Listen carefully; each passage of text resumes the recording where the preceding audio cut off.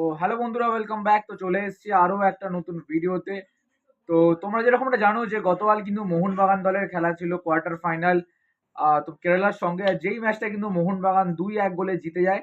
এবং ম্যাচ শেষে প্লেয়াররা এবং কোচ কি বলে সেটা তোমাদের সঙ্গে আজকের এই ভিডিওতে শেয়ার করব। আশা করছি তোমাদের ভালো লাগবে। এবং চ্যানেলে যারা যারা প্রথমবার এসছো তারা কিন্তু অবশ্যই সাবস্ক্রাইবটা করতে ভুলো না, লাইক করে কিন্তু শেয়ারটা করে দিও। এবং এখনো অবধি যারা যারা ইনস্টাগ্রাম ফেসবুক পেজে ফলো করোনি তোমরা কিন্তু যাও, ডেসক্রিপশন বক্সে লিঙ্ক দেওয়া আছে, তোমরা কিন্তু যাও, গিয়ে কিন্তু ফলো এবং সাবস্ক্রাইবটা করে দিও। আর বাদবাকি যারা যারা ইনস্টাগ্রাম ফেসবুক থেকে দেখছো তারা কিন্তু আমাদের ইনস্টাগ্রাম বা ফেসবুক আর এদিকে আমাদের ইউটিউবটাও কিন্তু ফলো বা সাবস্ক্রাইবটা করতে একদম ভুলো না। তো প্রথমেই যদি চলে আসি সুহেল ভাটকে নিয়ে, তো কালকের ম্যাচে কিন্তু সুহেল ভাট তার কিন্তু একটা গোল মেরেছে এবং সেই গোলটা মারার পর কিন্তু তার সেলিব্রেশন বলো বা তার যে মোটিভেশন সেটা কিন্তু অনেকটা বুস্ট আপ হয়েছে। এবং গোল মারার পর বলো বা সেই গোলের জন্য সুহেল ভাট কি বলেছে সেটা তোমার সঙ্গে শেয়ার করি।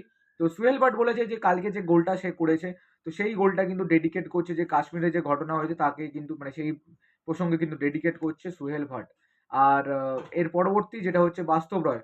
তো বাস্তব রয় কি বলেছে সেটা তোমার সঙ্গে শেয়ার করি। তো বাস্তব রয় কিন্তু বলেছে কালকের ম্যাচটা কিন্তু অত্যন্ত ভালো খেলেছে জুনিয়র প্লেয়াররা, এবং তার সাথে সাথে কিন্তু সিনিয়র প্লেয়ার যারা ছিল তারাও কিন্তু প্রচুর পরিমাণে সাপোর্ট করেছে।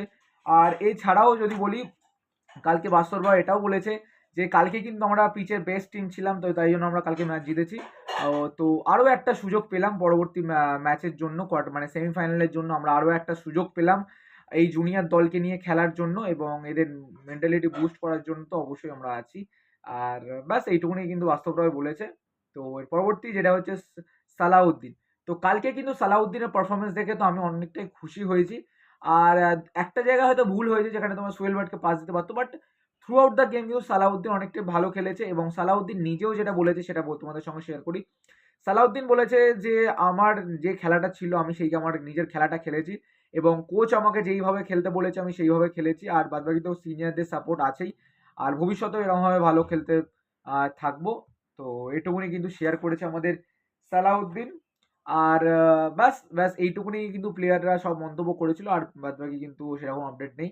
তো প্লেয়ারদের এইসব মেন্টালিটি নিয়ে তোমাদের কি বক্তব্য সেটা কিন্তু অবশ্যই কমেন্ট করে জানাতে একদম ভুলো না। আর কালকে কিন্তু ম্যাচের ডেবিউ করেছিল নুনো রেইস। তো নুনো রেইসকে তোমাদের কিরকম লেগেছে সেটা কিন্তু কমেন্ট করে জানাও। আমার তো বেসিক্যালি ঠিকঠাক লেগেছে, অতটা প্রেশার ক্রিয়েট হয়নি নুনো রেইসের ওপর, বাট ঠিকঠাক খেলেছে। পরবর্তী ম্যাচগুলো তো দেখবো যে কি হয় না হয়, সেই সব নিয়ে কিন্তু পরবর্তীকালে আপডেট। তো চলো বন্ধুরা, টাটা, দেখা হচ্ছে অন্য একটা ভিডিওতে, ততক্ষণের জন্য টাটা, টেক কেয়ার।